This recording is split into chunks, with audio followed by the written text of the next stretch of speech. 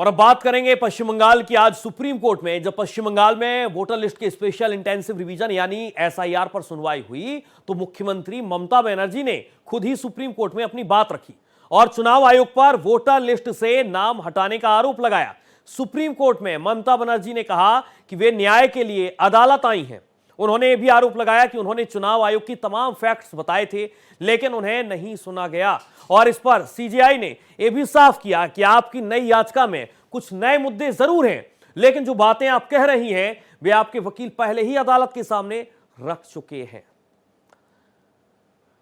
तो supreme court के जजों के सामने पश्चिम बंगाल की मुख्यमंत्री ममता बनर्जी ने दलीलें रखी हैं और इन सब के बीच अब आपको हम समझाते हैं कि पश्चिम बंगाल की मुख्यमंत्री ममता बनर्जी सुप्रीम कोर्ट पहुंची और यहां पर उन्होंने अलग अलग तरीके से समझाने की कोशिश की, अपनी दलीलें रखी हैं और इन सब के बीच सबसे बड़ा सवाल है कि एसआईआर पर ममता बनर्जी ने जो दलीलें रखी हैं उस पर जज ये कहते हुए नजर आए कि ये जो दलीलें आपने रखी हैं, चुनाव आयोग पर भी गंभीर आरोप लगाए हैं ममता बनर्जी की तरफ से, लेकिन इन सब के बीच जो दलीलें रखी है उस पर सुप्रीम कोर्ट ने कहा कि ये दलीलें आपके वकील पहले रख चुके हैं। वोटर लिस्ट से नाम हटाए जा रहे हैं, फैक्ट्स की अनदेखी की जा रही है और इन सब के बीच सबसे बड़ा सवाल यह भी है कि जब 6 पत्रों का जवाब नहीं दिया चुनाव आयोग ने, सवाल भी ममता बनर्जी की तरफ से उठाया गया, पश्चिम बंगाल को निशाना बनाया जा रहा है। इस बात का भी जिक्र किया गया पश्चिम बंगाल की मुख्यमंत्री ममता बनर्जी की तरफ से असमानता पाई गई 3.26 करोड़ नामों में और बीएलओ को लेकर भी कहा कि बीएलओ को प्रताड़ित किया जा रहा है।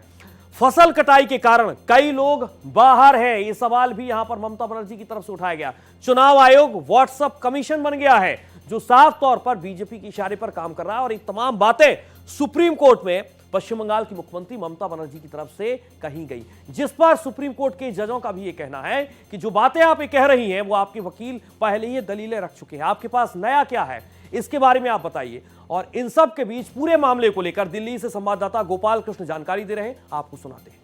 पश्चिम बंगाल में हो रहे एसआईआर को लेकर दायर विभिन्न याचिकाओं पर सुप्रीम कोर्ट ने चुनाव आयोग को नोटिस जारी कर जवाब मांगा है। कोर्ट सोमवार यानी कि 9 फरवरी को इस मामले में अगली सुनवाई करेगा, लेकिन इतिहास में पहली बार ऐसा हुआ है कि खुद किसी राज्य के मुख्यमंत्री सुप्रीम कोर्ट में मौजूद हो और अपनी बातों को रखी हो। ममता बनर्जी ने मामले की सुनवाई के दौरान सुप्रीम कोर्ट के समक्ष खुद अपनी बातों को रखा और उन्होंने कहा कि किस तरीके से चुनाव आयोग पश्चिम बंगाल के साथ सौतेला व्यवहार कर रहा है। उन्होंने यह भी कहा कि कई ऐसे दस्तावेज हैं जिन दस्तावेजों को आयोग स्वीकार नहीं कर रहा है, जबकि अन्य राज्यों में हुए एसआईआर के दौरान उन दस्तावेजों को स्वीकार किया गया है। लिहाजा सुप्रीम कोर्ट इस मामले में तत्काल कार्रवाई करे, जिसके बाद कोर्ट ने यह नोटिस जारी किया है। वहीं उनके वकील ने कहा कि 8,300 माइक्रो ऑब्जर्वर